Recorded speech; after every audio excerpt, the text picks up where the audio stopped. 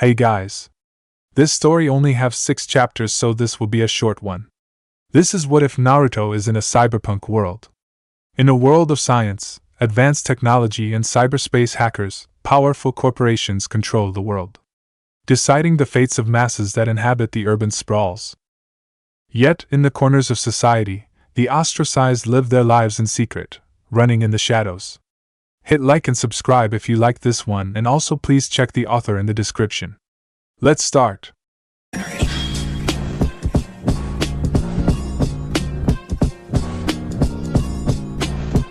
Chapter 1.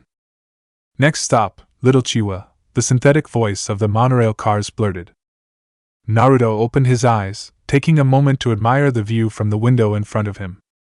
The giant urban sprawl of Konoha looked just the same as always. A monolithic cold mass of concrete, metal, glass and streets. Cold and unforgiving. But the dawn was beautiful. It didn't help to soothe his irritation though. Having to work at such ungodly hour, at least it was an easy job.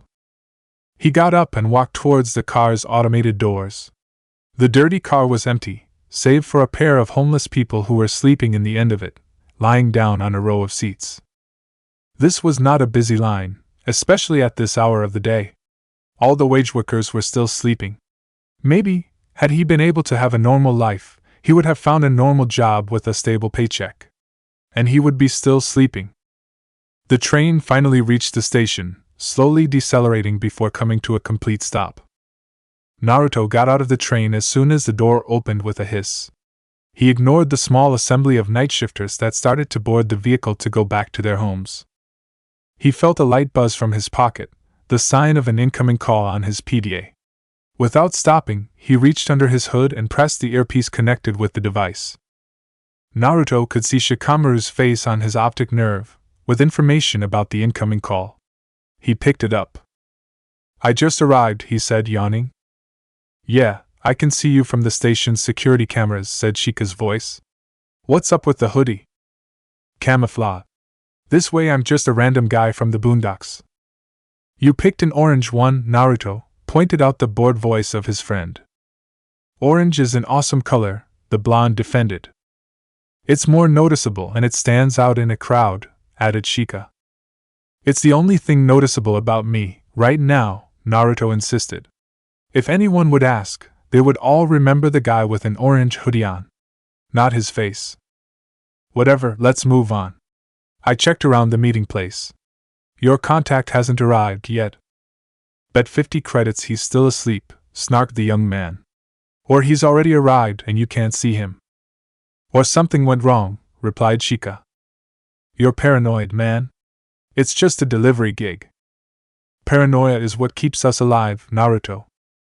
Yeah? Kakashi says that all the time. Look underneath the underneath, and so on. And he's still alive, with decades of experience. Naruto had to roll his eyes, but conceded that his friend had a point. "Back on the job," said Shika after a while. Naruto was now far from the station, he could barely see it, the sky was getting a little more bright. "10? Your status?" Tenten's face appeared alongside the small icon with Shikamaru's picture, informing that she joined the call. "I'm on in position, placing a nest. I can see the meeting place from here. Alley's empty." "Any trouble entering?" "Not really, but I had to use my last E-lock to enter in the building. I'll need to buy a new one, Naru. That's 250 credits as expenses on the job." "Are you kidding me?" sputtered Naruto. "I need that money to pay a week's rent." "Sorry, Naru. You know how it is," said Tenten apologetically. "I'm starting to think we shouldn't have taken you for this job, muttered Naruto. "I'm here to cover your ass if things go south, Blondie," replied the girl on the comm. "True, but I'll need to get another gig immediately after this if I want to arrive at the end of the month and still have a roof on my head." "Children, don't fight. I'll give those credits to 10, alright?" interrupted Shikamaru before things could escalate. "Are you sure, Shika?" asked Naruto hesitantly, after a few seconds of walking in silence the half-deserted streets of Little Chiwa. Even Tenten hadn't replied. "Yeah, I'm not risking my hide by being on the place in person, Anyway, said the Decker, matter-of-factly. Naruto could feel the shrug even by calm. Fine by me, chirped Tenten. Thanks, Shika. I'll offer you something next time we meet at the watering hole, said Naruto, smiling faintly. Yeah, I've found our Mr. Suit, guys. A few blocks from the meeting place, Shika declared, his tone changing from lazy to professional in a heartbeat. That's good, smirked the orange-clad young man. And he's not alone, added his friend with a cold tone. Shit, murmured the blonde. He hated complications on a job. Told you, sang Tenten on the PDA call. How many, Shika? Asked Naruto, avoiding to say something he might regret to the woman armed with a long-distance rifle. Wait, I'm cycling to the closest camera, there. We have 5 uninvited guests, accompanying our man. Armed, of course. Either that, or they're great fans of sportive bags. 10? Wait, replied the brunette's voice, I see them. They just turned into the alley, they're going towards our meeting place, said the girl in her business voice. That's 5 minutes from your location, Naruto, added Shika. Naruto stopped in front of a shop showcase, making a good show to actually observe the merchandise. An amas of horrible junk. Who buys this stuff? It was even worse than kitsch. Around him, people were starting to leave their condos, starting another day just like the day before. Suggestions?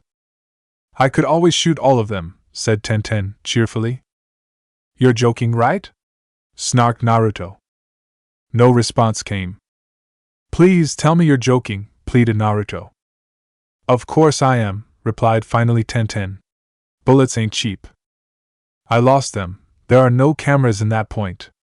I can hack a surveillance drone if you want, suggested Shika. No, they could spot it. Better avoid that. Tenten? Can you describe the guests to me?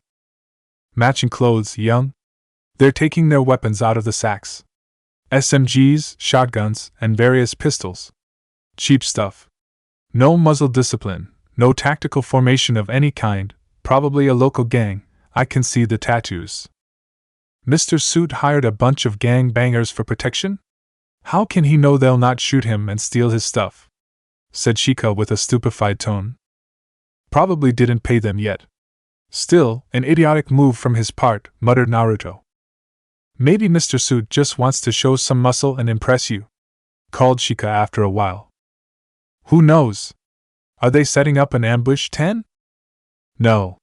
They're just standing there. It's like a shooting range, replied the girl. She sounded genuinely confused about the guest's behavior. I don't like this a bit anyway. Think we should just drop the job, Naruto. But it's your call, claimed Shika with a final tone. After all, it's your life on the line. Naruto remained in silence for a while, not bothered by the crowd that was now marching up and down the walkway. Konoha was awakening. He knew that he should have just ditched the job, and find something else maybe. But quitting at the first sign of problems wouldn't be professional.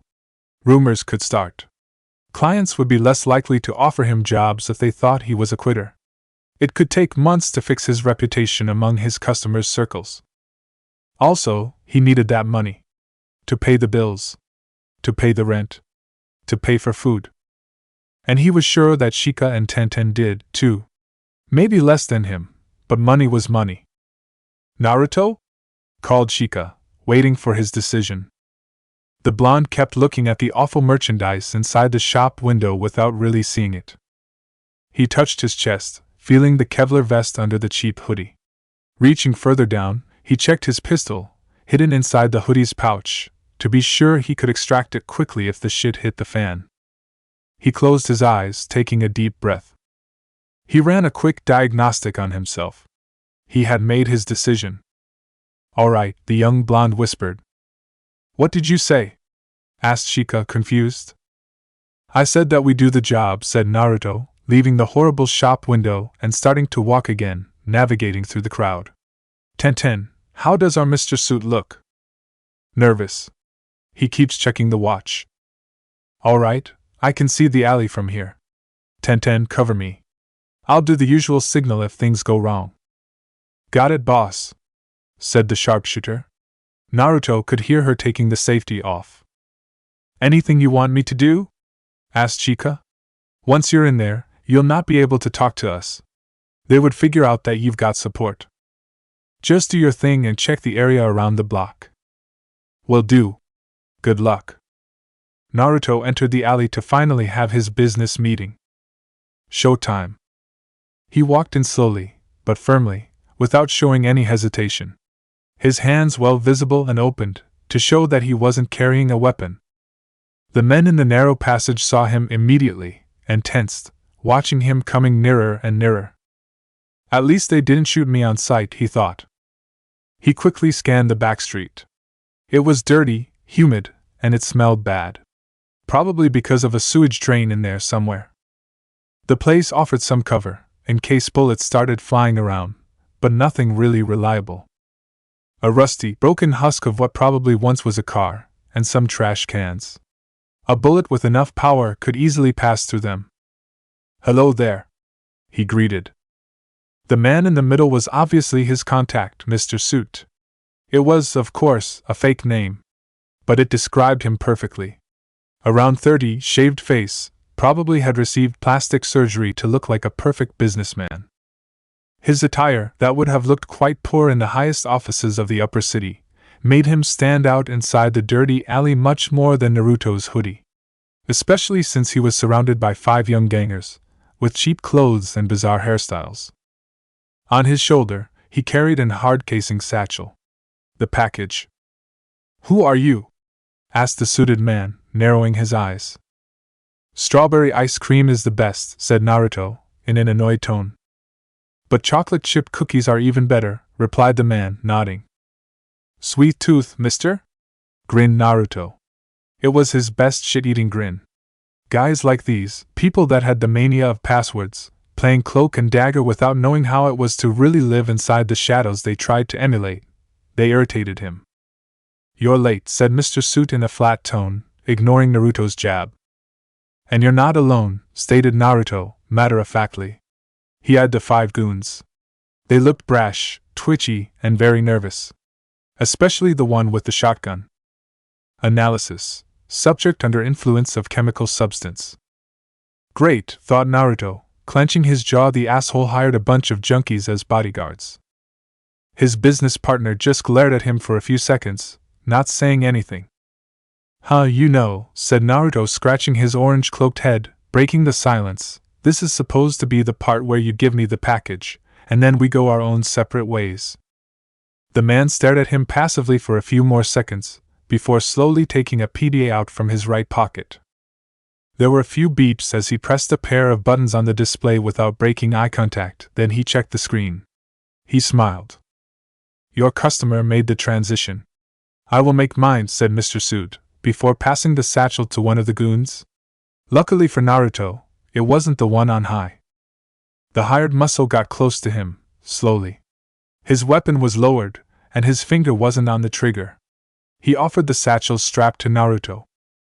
For a single, eternal second, Naruto was sure that the easy, milk-run job was over. Now he just had to go back to the station, travel to the other end of the city, get paid and call it a day. Then the echo of gunshots was heard in the alley. Everybody froze. After a few seconds they heard the sirens, getting closer. Oh shit, muttered one of the gangers, with all his brainpower not burned by who knows what drug. He's a cop. What? No! Exclaimed Naruto, as 5 weapons were pointed straight at him. They remained like that for a while, with the gangers pointing their guns, but watching towards Mr. Suit, as if asking for orders. All of them, but the guy with the shotgun, who was pointing it at Naruto with his shaky hands. Naruto, said a voice frantically on his earpiece. Shika's icon appeared in his vision. There's been a robbery at a store, half a block ahead. The robbers were spotted by a police patrol right when they left the place, and a shooting started. They're not coming for you, so try to reason with them. What a rotten luck, thought the blonde. Come on, do I look like a cop to you? He said in a dismissing tone, hands up. Narrow, stated Tenten. I can drop them. Give me the signal. He could have done it. He could have just closed his left fist, and Tenten would have started to open new holes in the junkies' bodies. But Naruto doubted that she would have been able to kill or incapacitate all of them before the automatic fire of their SMGs hit him somewhere vital, at close range. He was resistant, true. But he didn't know how much, and didn't want to test it. No, he could fix this mess avoiding bloodshed. How do you explain the sirens then? Asked Mr. Suit in a cold tone. By the sage, this guy was such a tool. Didn't you hear the shots? They're not coming here. They don't know we're here. You already paid for the stuff. If this was a bust or something, you would have been already surrounded by a SWAT team. Don't be an idiot. Explained Naruto, harshly. He was thinking about it. Naruto could see the suit's eyes. Too bad he was taking so long. The guy with the shotgun looked really eager to press the trigger. Come on, come on. Finally, Mr. Suit raised one hand in a placating gesture, signaling to his rentamooks to lower their weapons. Yes, exulted inwardly Naruto. He was pretty proud of himself, but didn't change his expression. He had to maintain appearance in front of the business associates. Then a police car passed right over their heads, 10 stories above the alley. At top speed, with the siren screaming. Shotgun junkie, startled by the sound of the law, raised his weapon, screaming. A shot was fired. The aim was awful, but part of the volley of pellets collided with Naruto's chest. And to the guy with the satchel's flank. Naruto fell down because of the impact, but the vest under the hoodie had probably saved his life. Satchel guy wasn't so lucky. His left flank exploded, spraying blood in the alley and on Naruto's clothes. As Naruto touched the ground, a red gaping hole opened above Shotgun Junkie's left lobe, freezing his demented expression on his face as his corpse fell to the ground. Tenten had started to gain her paycheck. Seeing 2 of their own going down, even if one was a case of friendly fire, the remaining goons panicked. Naruto, still breathless from the buckshot's hit, saw 3 guns' barrels pointed at him, again. Mr. Suit, instead of stopping them, dived for cover behind the ruined car, swearing. The ganger in the middle jerked back as his chest was punctured by a round, courtesy of Tenten. In his descending arc, he squeezed the trigger of his submachine gun. Bullets were sprayed on the alley's walls, ricocheting everywhere, forcing the other 2 young gangers to step aside to avoid being killed by their friend's weapon.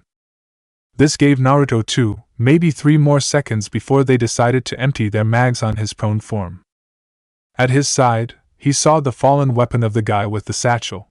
He grabbed it, since its owner didn't need it anymore. Pointing it low against the 2 gangers, he opened fire, spray and pray style. No time for finesse.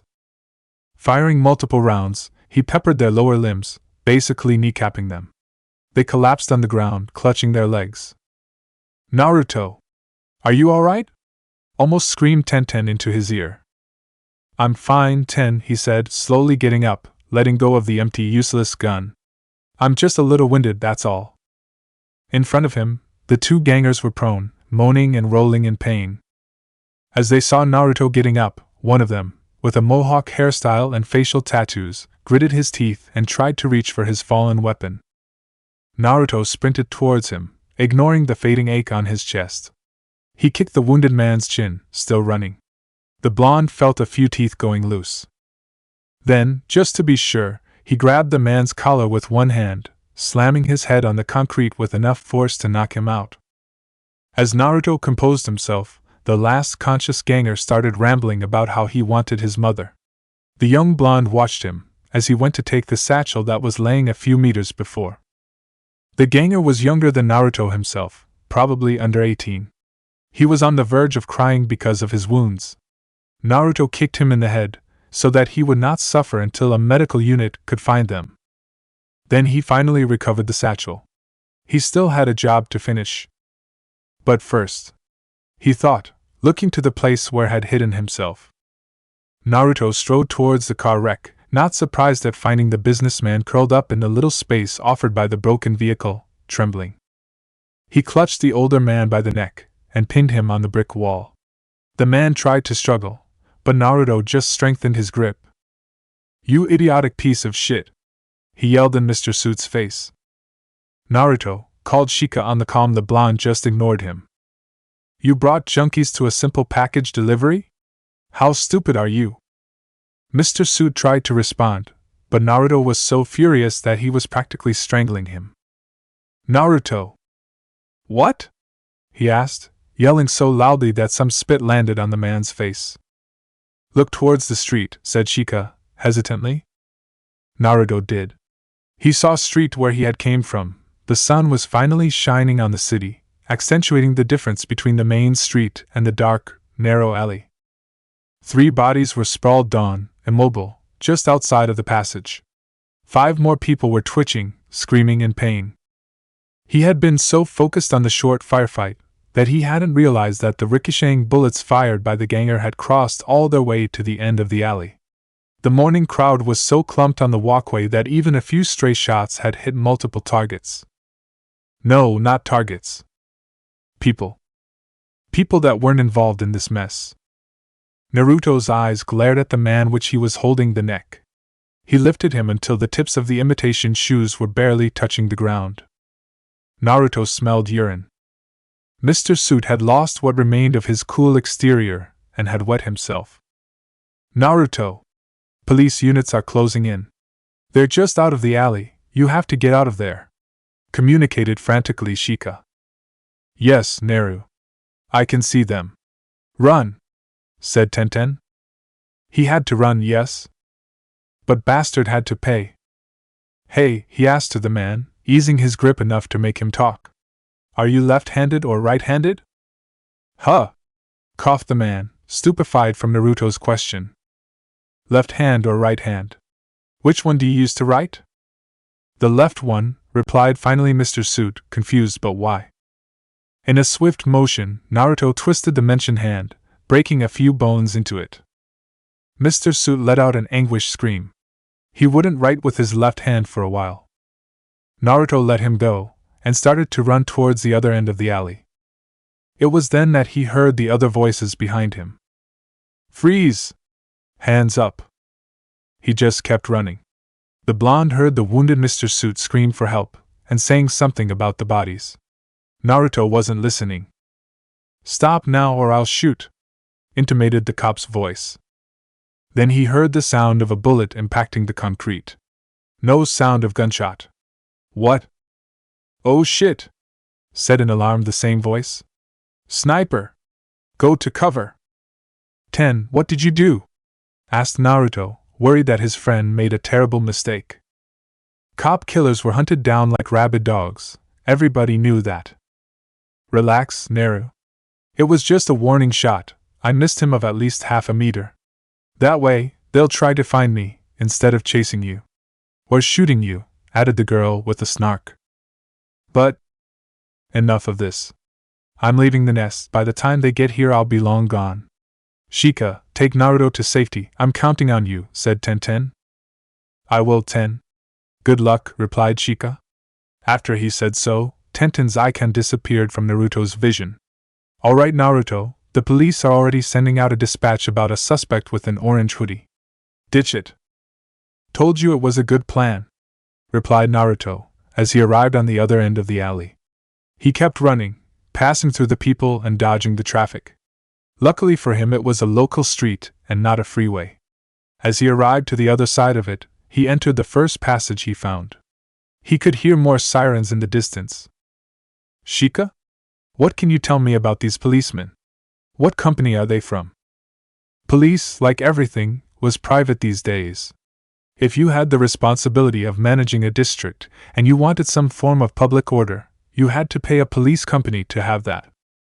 And the company had jurisdiction only inside areas where they had a contract. A lot of times, if a suspect was able to escape their jurisdiction, they would let him go. There were some cops who still chased the fugitive and took him back into their territory, kicking and screaming, and then arrested him. But there were exceptions. They're UPP. Uchiha Private Police, said Shikamaru grimly. Fuck.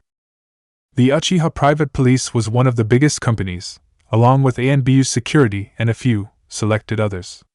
Their jurisdiction was huge. Their equipment was the top, almost military grade. Naruto had a lot of running to do. Kagebushin, he muttered without stopping. Kagebushin engaged. Lines of light surrounded Naruto's running form for a second, with a low buzzing sound. Once they vanished, another orange-clad blonde was running beside him. Naruto stopped, as the decoy kept running. Unzipping his hoodie, he threw it inside a trash can. The solid clone would last for a few minutes, or until something hit him.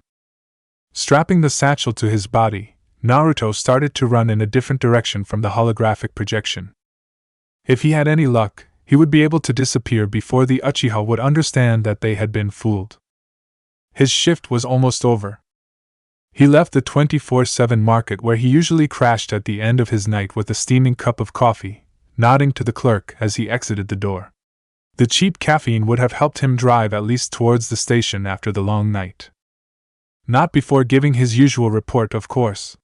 That could take an hour or two, another hour to go home, and then he could fall asleep on the bed without a problem. It had been an easy night. Only 2 robbing attempts, 3 brawls in 2 different pubs, and an attempted rape. He would probably gloss over in his report about how the perp for the last one was injured in the groin area. The agent knew why he had been assigned that shift, of course. It was because his vicinity to that man. That was the reason why he got all the shitty shifts. Not in the slums, of course. Too rough for a cop that always patrolled alone because of a personnel shortage. He had always found himself assigned to poor districts with some gang activity, but not so much that required a big presence of their forces. He was sure that someone way up in the company hoped that he would die in the streets, killed in a fight with a gang or during a drug bust. A few of the company counselors lost some old-time friends during that night, and they were holding a grudge against that man. And they had started to redirect that grudge to him when he started to work in the force. It wasn't just the higher-ups that rendered his life more problematic. Even the veterans in the police units joked about how he was good, but not good enough. They still compared him to him. But he would show them. He would show it to all of them. His thoughts were interrupted by an incoming call from the Central Command. To all units in Little Chihuahua. Multiple 187, some wounded. Medical units inbound. Suspect fleeing from the scene, local units are under fire, not able to pursuit, said the dispatch voice. He sighed. He was almost over with his shift. Dispatch, here is Unit 7. Do they need backup? Negative Unit 7, your orders are to pursue the suspect. Suspect is wearing an orange hooded sweatshirt and... Orange? Could it be, nah? Dispatch repeat. Did you say that the suspect is wearing an orange hoodie? Confirmed, the suspect is wearing an orange hoodie. Suspect is to be considered armed and dangerous. He is using solid holograms as decoys. Last seen a few blocks from your position, I'm sending the waypoint to your bike. Good hunt, Unit 7. Shit, it was. Sasuke Uchiha gulped down the whole coffee mug in one swig before jumping on his motorbike and starting the engine. Naruto Uzumaki, you won't get away this time. Activating his Sharingan implant, he swiftly raced through the traffic, his face set with determination. Chapter 2. Run, jump, land. Pipe. Roll, scramble, stumble. Sprint. Naruto had not dared to stop since the mess in the alley, nearly half an hour ago. You're almost there, Shikamaru said in his earpiece. The UPP are patrolling the main streets with security drones, though. Getting you out will be tricky. Next time I talk to you about a milk run, stop me, he muttered as he arrived at an intersection in the narrow back street. Oh, I will. Turn left. Following the Decker's instructions, the blonde runner-turned-fugitive arrived in a small courtyard, hidden between the passageways of the district. It was closed off, dirty, almost claustrophobic, paved with broken cobblestones and close to one of the support beams that sustained the upper level, blocking the sky from Naruto's view. Just like home. Where now? He asked. Give me a minute. I have to check something. Take advantage of this pause to rest. The security drones can't see you from there. I don't need to rest, the blonde said. Not after a short run like that. You're kidding me, right? I've seen you. You hardly ever move from your couch. You're not even winded? That's crazy. That was one way to describe Naruto's condition. True, His body was capable of sustaining a lot of strain, much more than a simple jog through some back alleys. The problem was, none of his friends knew about it. And they didn't need to know, thank you very much. He was immensely grateful that Sheikah hadn't found out already. Speaking of which, better change the subject, or the cogs inside the Decker's head would start to turn, and fast. Hey man, how's 10? He asked, with real concern in his voice. Was she able to get away? She's fine. You should worry about yourself. Well, you're the guy connected to the net. What's the plan? Please tell me you have a plan, he added hurriedly at the end. I may have something troublesome, his friend said on the other side of the earpiece, with an exasperated tone. I knew I could count on you, Sheikah. What is it? Alongside some of the pylons that keep the city standing, there are several service elevators used by the maintenance personnel. You could use one of those to go down a few levels. But? Naruto asked. There was always a but. But it's Megacorp private property. You want me to escape the UPP by trespassing on Megacorp turf? The blonde asked incredulously. And defeating their security. Don't forget about the security, Shikamaru stated, matter-of-factly. Sheikah, you're nuts. Yeah, it's an awful plan, but it's the best I could come up with on such a short notice. If you want, there's always plan B. And that would be... call the cavalry. Hide, wait it out for a few hours or so, until one of our own can give you a ride and then try to bypass the UPP patrols. I don't have a few hours. I need to take the package to the client in. And that's why the Megacorp elevator is the best shot we have to save this job. Seriously, my life sucks. How true that statement was. Sadly, it was lost on the lazy Decker. On the plus side, there isn't much surveillance on that elevator. Just a few cameras and maybe some bots, from what I can see. Still better than running from the UPP. That's the spirit. Now, can you see the pylon from the place you're at? Yeah, it's pretty hard to miss, Sheikah, he deadpanned, while gazing in its direction. Good. The elevator is nearby then. Wait, I'm pulling up directions. Just tell me where I have to go to avoid the patrols. You say that like it's easy.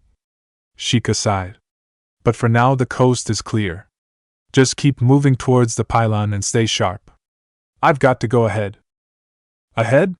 What do you mean? Naruto asked as he started to run again towards his new destination, avoiding or jumping over any obstacles he found. To deactivate the security around the elevator. What did you think? The forest was lit by faint light emanating from the bright lines that outlined the polygonal objects scattered throughout the landscape. Everything, from the grass to the leaves of the highest tree, were detailed in the same monochromatic glowing vectors that made up the cyberspace around him. And Shikamaru, his virtual persona represented in a similar way, was running through it. The great thing about being a Decker was that you didn't need a screen, you could access the net with your own mind. With the help of a good deck and a suitable connection, of course. Normally, cyberspace would not look like a flourishing forest. It was just his own personal preference. A lot of people preferred to see the digital world like a city, or an otherwise artificial structure. He had opted for a lot of trees, rocks, and bushes. One day, while he was bored, he had customized how he perceived the data around him to look like a thick woodland, just like he had given deer antlers to his virtual body. Of course, his preferred ambience meant something only when he was in a public area of the net. Private places, like archives and such, maintained the settings of the programmer that had created them. The Decker looked around, starting a search for his destination with a simple movement of his hand and his mental command. He ignored the high hill with the circle of stones on the top. It was probably some kind of public chat or social network, judging by the number of people he could see from this distance. The place he had to enter had no people, just programs. He started to walk a narrow path almost hidden by the virtual vegetation that marked the route his search bot had found.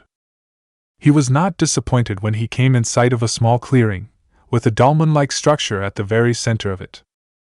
The entrance for the pylon's local security systems. It probably looked like that because this backdoor was hidden in a public space yet probably still protected. Right on cue, he spotted a pair of figures stalking around the dolmen. roughly the shape of two big wolves with white bodies and red lines outlining their figures. With their size and looks, they were even scarier than Akamaru. Not that he would tell that to Kiba. In the eyes of his feral friend, Akamaru was the scariest, most badass animal that ever lived. Which was nonsense in Shikamaru's opinion. After all, he had met Kuramaru. The wolves seemed relaxed though, meaning that they had either not detected him, or were programmed to ignore everything that didn't try to approach the back door. Without entering the clearing, Shika did a quick stealth scan on the two programs. As he thought, they were some standard sentry system. Had he approached further, they would have sniffed him out, and probably given a warning before attacking him. At least they seemed to be white ICE instead of the more lethal black ones, which were capable of frying a Decker's brain. That would have been troublesome. And for good measure, someone had put a nice firewall on the entrance. Megacore didn't do things half-assed. Now, to figure out how to get past them and enter unnoticed. "Hey, Shika," Naruto's voice sounded in his ear. Of course, the blonde knucklehead would interrupt him at the most difficult part. The fact that only he could hear him was a small grace. "What is it, Naruto?" he said, starting to look around and beginning another stealth scan, just to be sure that there were no other guardians hidden in the area. "I think I see the elevator entrance. There is a fence and a lot of cameras around. But I was wondering." "Yeah?" Shikamaru asked, multitasking as he tried to find a way to enter and deal with the blonde simultaneously. "Since I have to step on some corpse toes, who owns this place?" "Let me check, just to be sure," he mumbled as he called a small flat screen of light in front of him and started to scroll through a flux of data. Apparently it was built almost a century ago by the Senju Corp. But after their decline it was bought by Sarutobi Enterprises. Where have I heard that? They own the majority of the city's infrastructure. I would be surprised if you hadn't heard the name at least once. So I'm going to trespass on one of the city's most powerful company's property. Wonderful. Stop being troublesome and wait for my signal. I'm trying to work here, Shika replied, ignoring the blonde's complaints. Time to start this show. Shika moved his hands, creating and manipulating data he had stored in his deck, loading it into cyberspace through his virtual persona. Polygons started to form beside him, taking the shape of a doe. Its figure was a little rough around the edges, a sign that it wasn't a very advanced program. But it was advanced enough for his purpose. At his signal, the doe jumped in the clearing, passing right in front of the two wolves, causing them to enter a state of pre-alert, examining the intruder. The doe kept jumping around the dolmen, as if it was challenging the two other programs. Then, it made a feint towards the back door, which finally caused a reaction.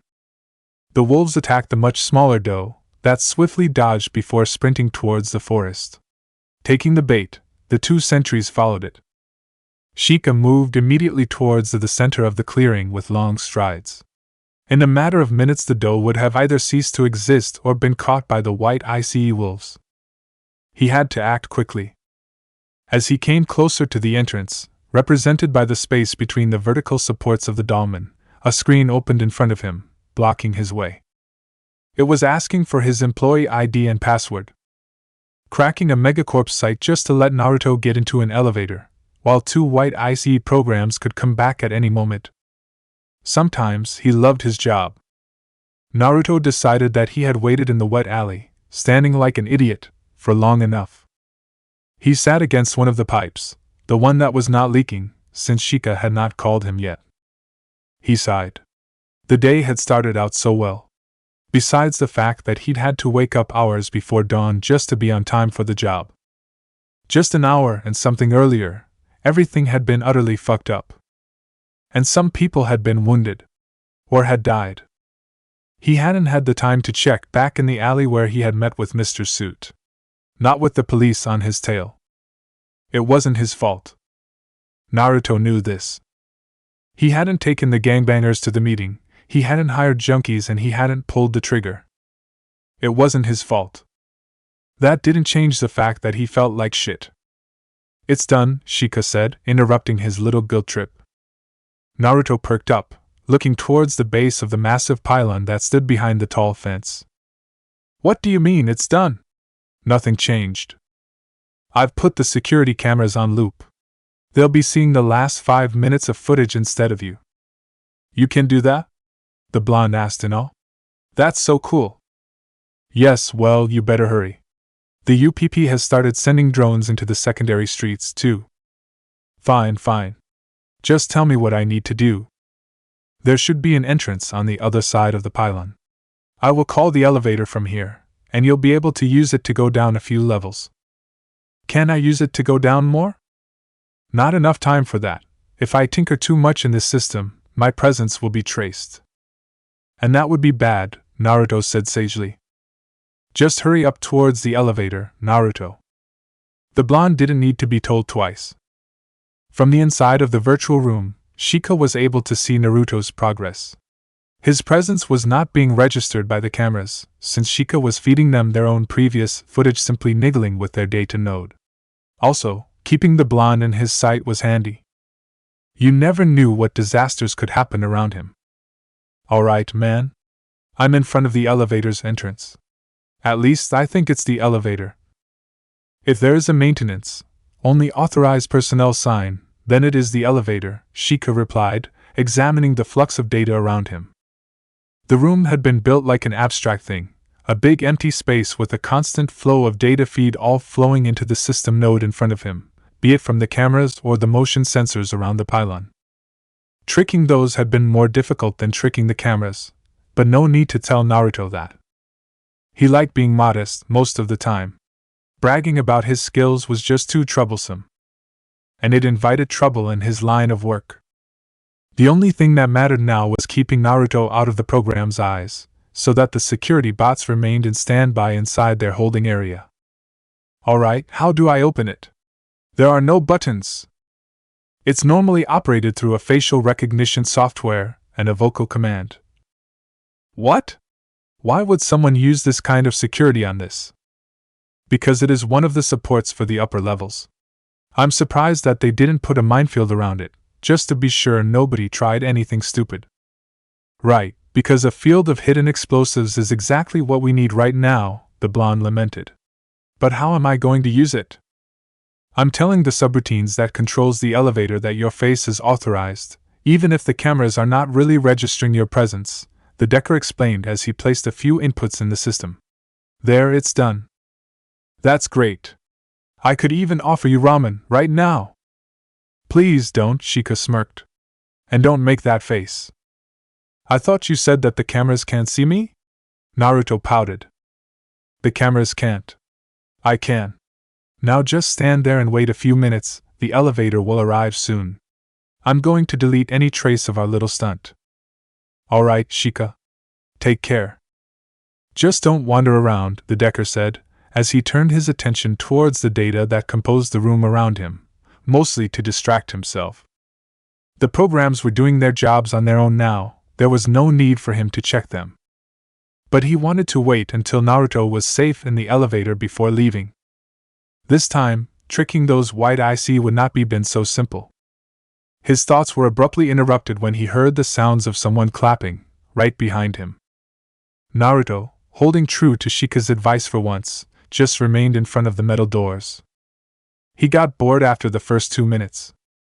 How slow was the damn thing? With his luck, it had probably been all the way at the top of the pylon. This was going to be a long wait. Shika stared at the newcomer. It was not a program. No way it was one. It was another Decker. His, or her, persona looked like a slim man in a 3-piece suit, complete with a matching tie. All formed by polygons and outlines. But the head of the person that was clapping derisively at him was not shaped like a human head. It was the head of a pale, almost white snake, sporting a pair of round glasses. My compliments, little runner. You are quite talented, for the sake of his sanity, Shika decided to treat him as a male, as his voice sounded, hissed. Who are you? He demanded, preparing to defend himself. He doubted that Snakeface would have replied to him, but he had to take time. Me? He asked while starting to move around him. Shikamaru shielded his programs from the stranger's view.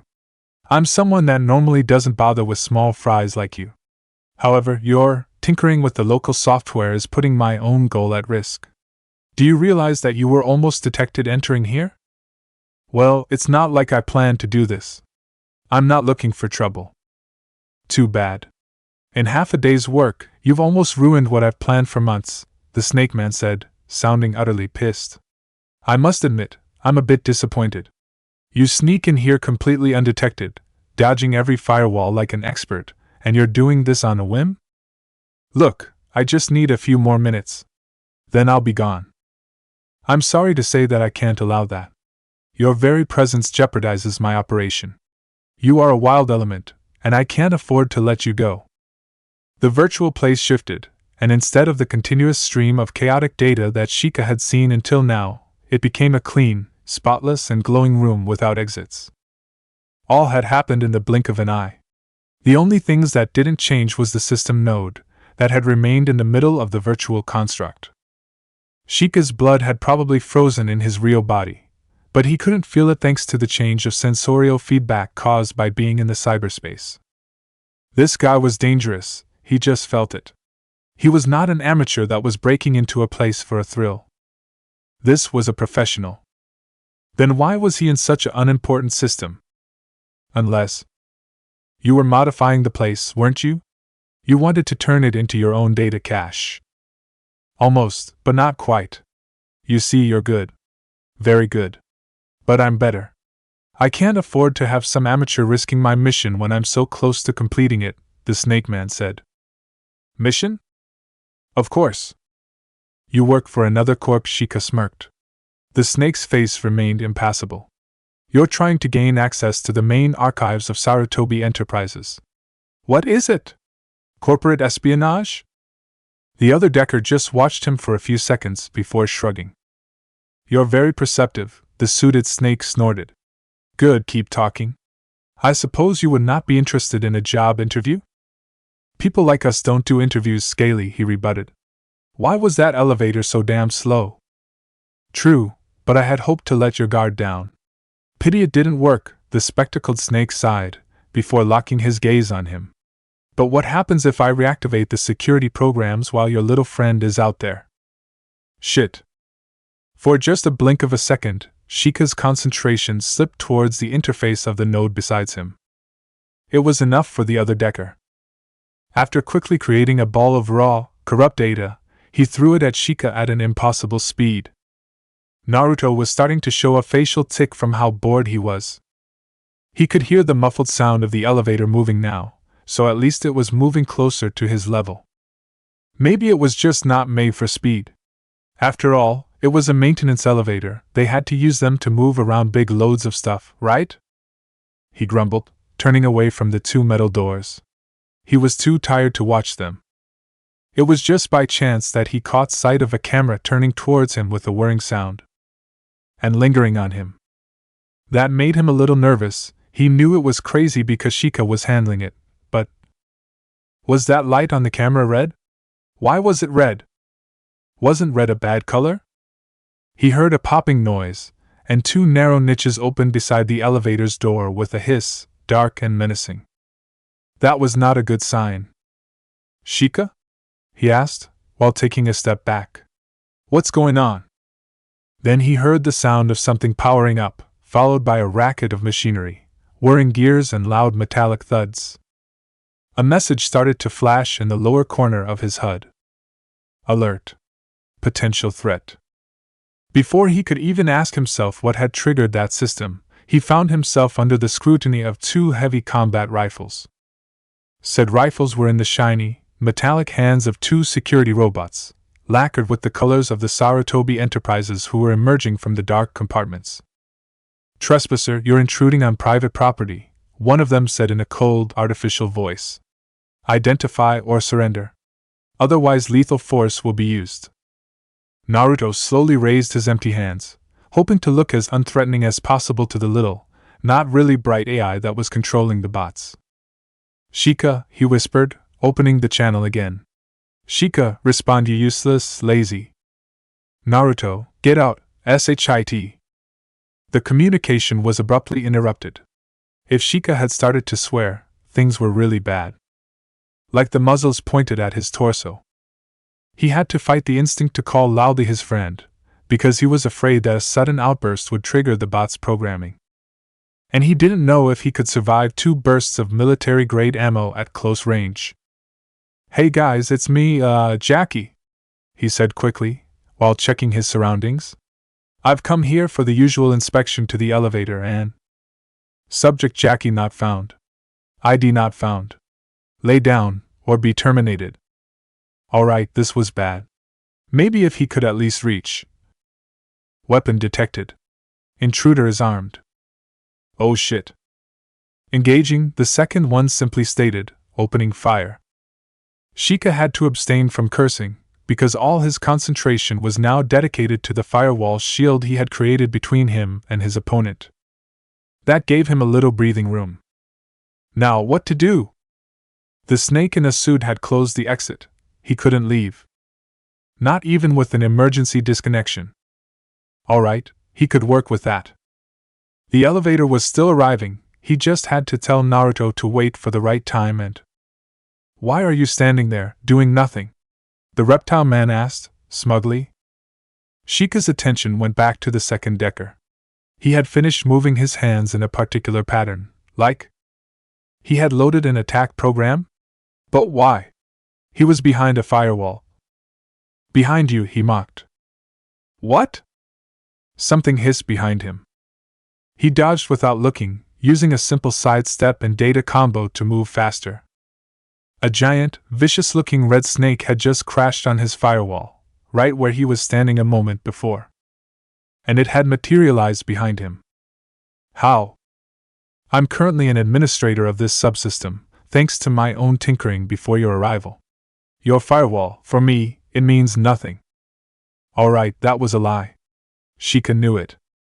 The snake man may have been able to load programs from his deck even behind his firewall. But no way he was able to go through it with other stuff. Which would mean that he just had to dispose of such things as attack programs and ICE. The horned decker started to move his fingers on the compact keyboard of light that appeared with a simple thought in front of his hand. The snake, damaged but not stopped from the impact with the firewall, was turning towards him. "Naruto," he called, opening a channel while still loading data patterns. "Can you hear me?" No answer. "Well, one problem at a time. Don't think about your little runner friend, think about yourself. Why did you sick the security robots on him?" Shikamaru asked, finishing pushing the buttons made of light that promptly disappeared. "He was not aware of your presence." The snake was slowly advancing, studying him. "Oh, but knowing that he's in danger puts some pressure on you, doesn't it?" The snake lunged. "Meh," Sheikah shrugged. "He can handle himself." Without forewarning, black tendrils of corrupted data erupted from the floor of the virtual room, enthralling the attacking snake and immobilizing him with surprising strength. Sheikah didn't even blink at the sight. "What is that?" the other deck asked, with mild curiosity. "It's my little virus. I call it Shadow Ripper." As soon as the name of Sheikah's creation was said, the snake was ripped in half, straight down the middle.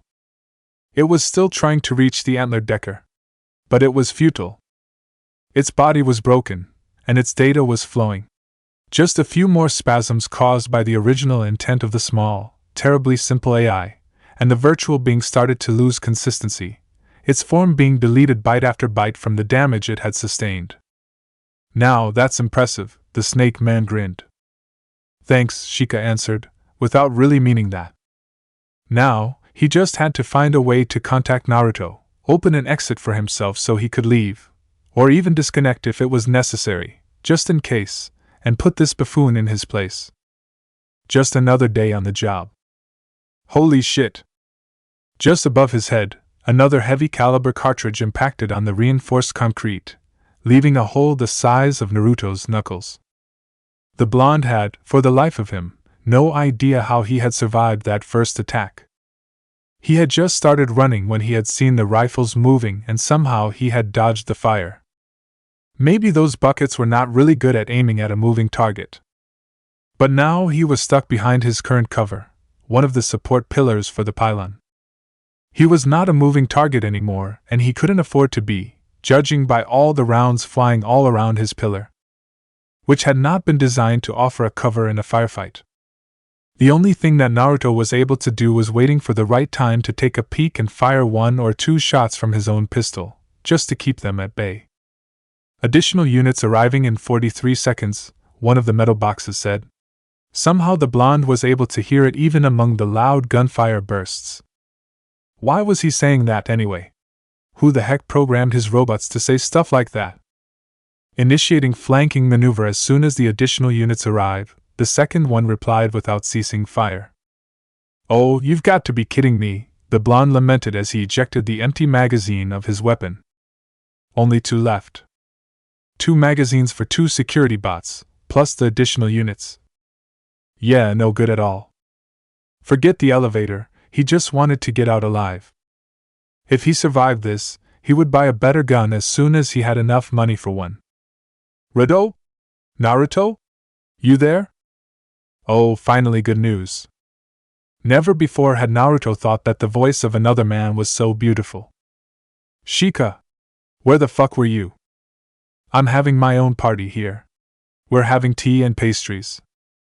Yeah, well, my own guests are a little too loud, Naruto yelled, to be heard even with the sound of the firefight. Can you turn them off? I can't do that, sorry. There is. I don't need your life history. I just need to know how to get out of here. Alright, look.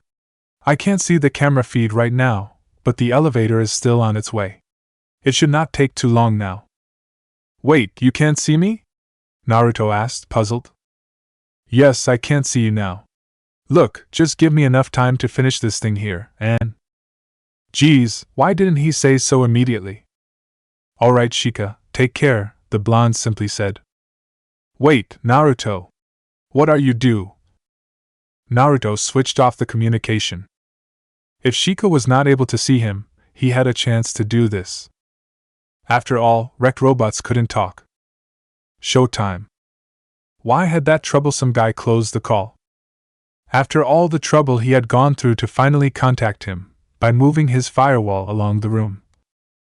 The space around the system node was a complete wreck. The Snake Decker had been somehow impressed from the way he had managed to open a channel to call Naruto, and had started to use more creative ways to attack him. His firewall had been breached a few times. Small holes were present along its surface, which allowed his enemy more margin of maneuver. To boot, the other Decker who had decided to graduate him from attack program to wide ICE.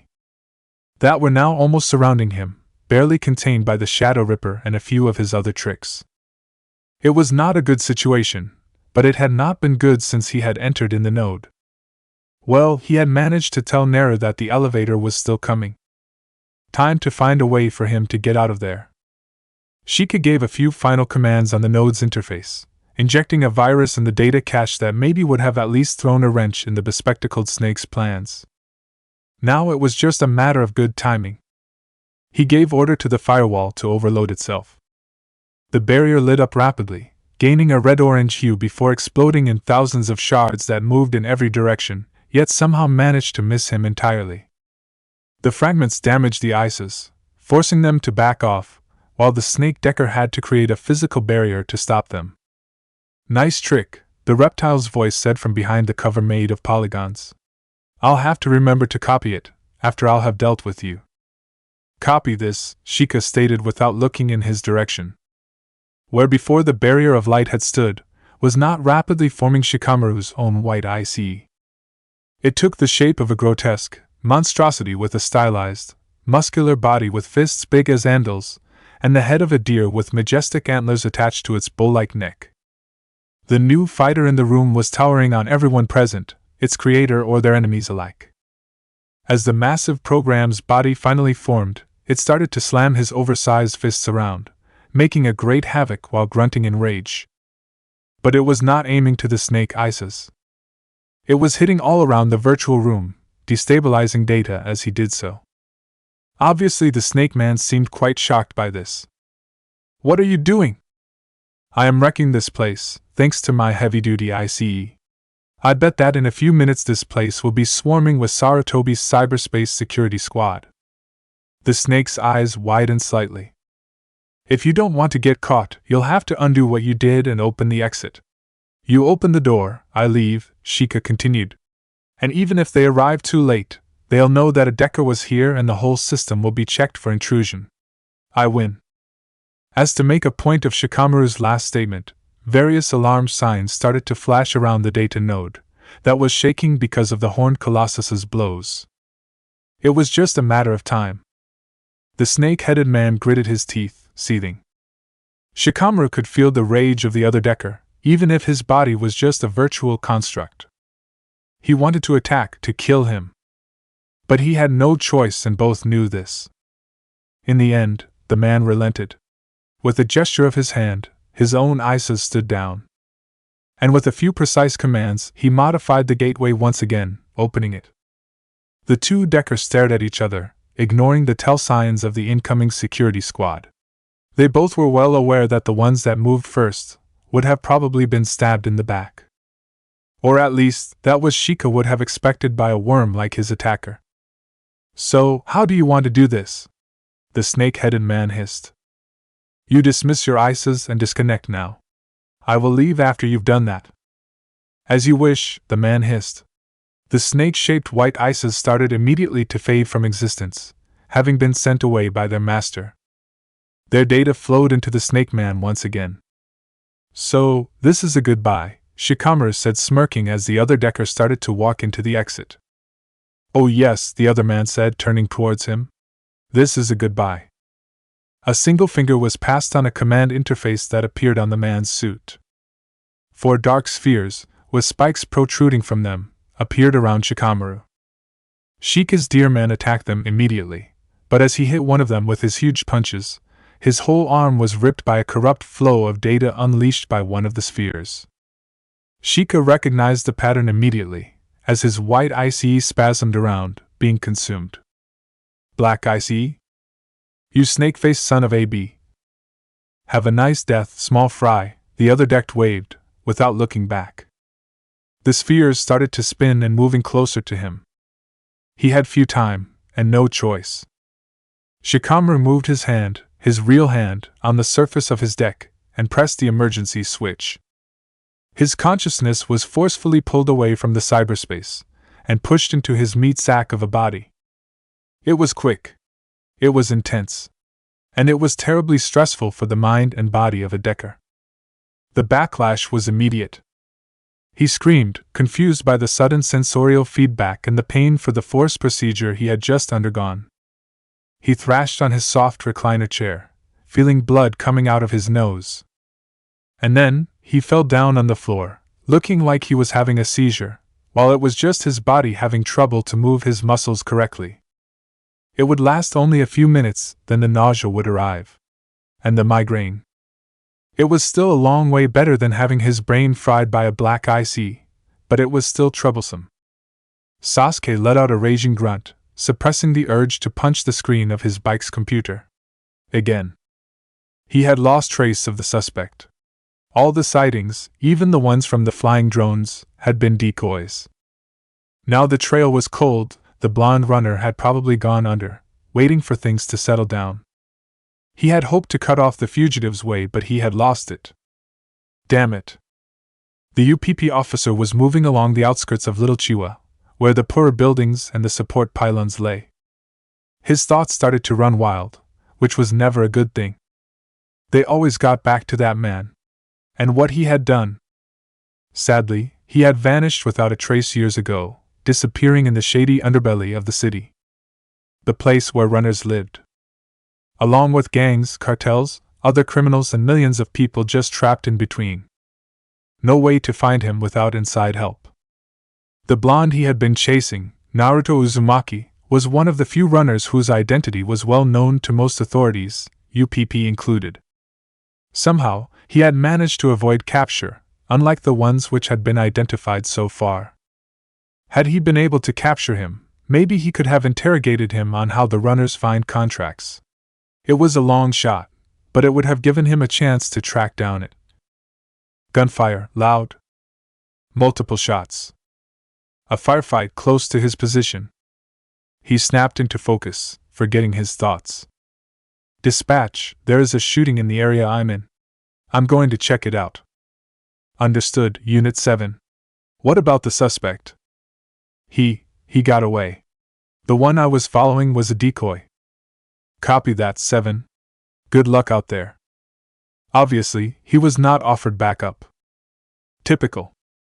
He slammed his foot down on the pedal, forcing his bike to accelerate. With a simple thought, his artificial eyes activated the Sharingan implant. It started immediately to analyze his surroundings, or at least what his eyes were seeing. It took an impressive amount of data by video feed only and calculated the vectors of vehicles, people, and other moving objects, such as bullets. Along with the enhanced reflexes, it was a perfect tool to have during a firefight, or to slalom in the traffic like he was doing right now. It seemed that following the sounds of gunfire was taking him closer to the pylon. Who would start a fight around such a place? As he turned in a side road, he saw that the firefight was actually taking place around the pylon.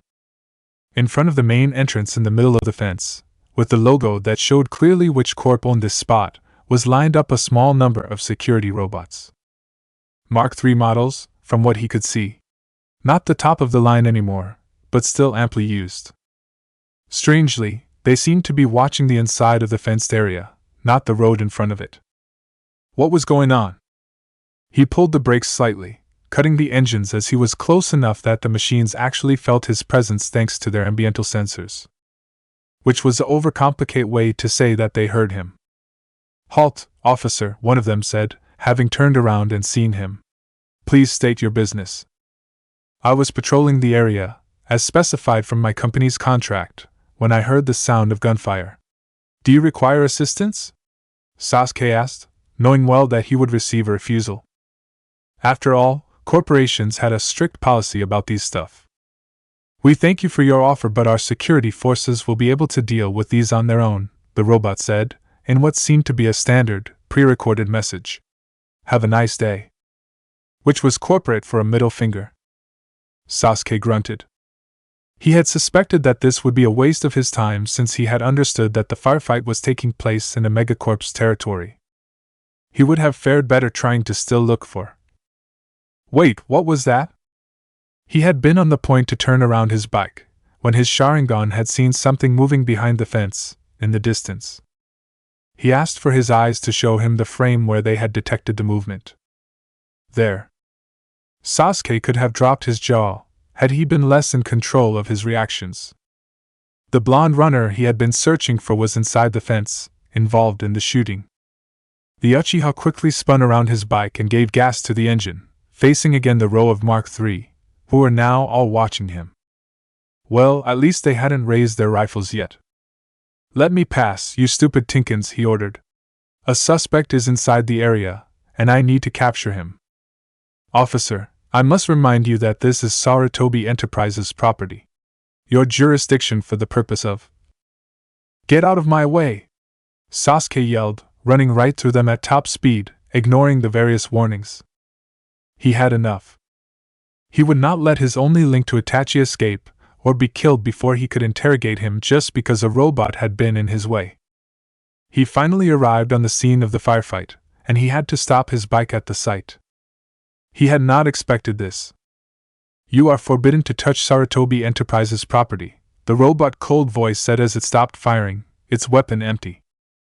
Naruto let go of the useless metal body, now riddled with holes, as its still active colleague immediately started to reload the heavy-duty combat rifle. He sprinted, moving directly against it. As he got close enough, he ducked under the weapon that was being already aimed at him, locked and loaded. Damn, these toasters reloaded fast. His first punch was an uppercut to the machine's chin, with all his strength behind it. It smashed his chatterbox, sending pieces of metal and hardened plastic everywhere. At least it would stop complaining about Naruto's lack of cooperation in his summary execution. Even then, the machine built and programmed to protect the perimeter from intruders tried to aim his weapon towards the young runner. Backflipping off his right hand, Naruto slapped the weapon away. Had it been in the hand of a normal opponent, it would have probably flown away, or at least fallen to the ground. But a robot had no things like reflexes or spasms caused by a strong hit. Still, it was enough to make it point the rifle away from him, which was good enough in his opinion. He closed his fingers, and punched the security bot in the head with a quick jab, which dented the metal plate and cracked the plexiglass protection of its sensors. That was enough to send the already unstably footed automaton tumbling to the ground. Naruto was immediately on it, sitting on it, blocking its armed arm with one of his legs. Then he grabbed the damn thing's head with both of his hands and started to twist. Alert, compromising pressure in the parts between. Shut up and just go all strength, he argued, not caring if he was above the limits normally allowed to his limbs. Under the pressure of his hands, the metal dented a little more, and sparks started to fly around, bursting from the joints at the base of its neck. The head came off with loud, metallic snap, followed by one last burst of electrical sparkles, a few hanging cables. The body went limp and, while still active, stopped moving.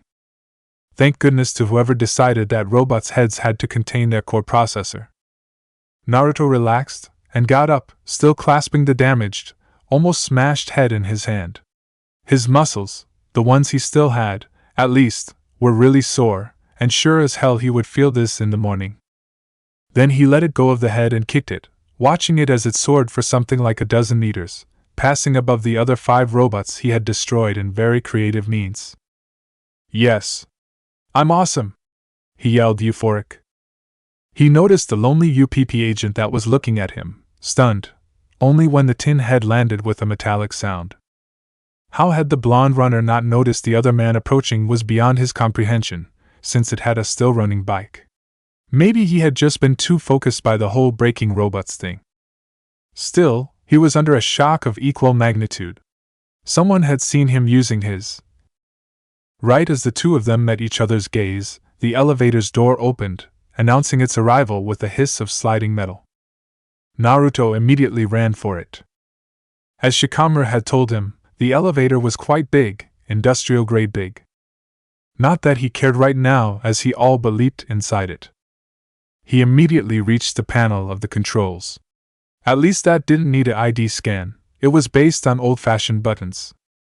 Which one was the one for the level he needed to? Oh, there it was. He promptly pushed it, and the doors started to close. At a terribly slow speed.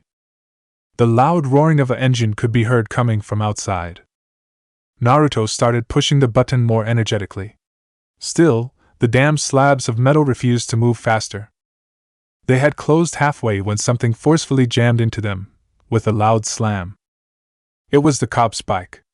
Its front part had got stuck and the wheel was now fuming on the ground, and the biker was doing its best to get inside it, doors or not. Naruto acted, going right in front of the stuck vehicle. Once again, their eyes met, blue against red.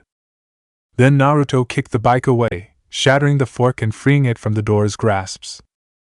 A few warning lights turned on in his HUD. He didn't care, they would have turned off in a few seconds anyway. The UPP cop had seen his intentions though. Probably thanks to those freaky eyes, like the one Kakashi had.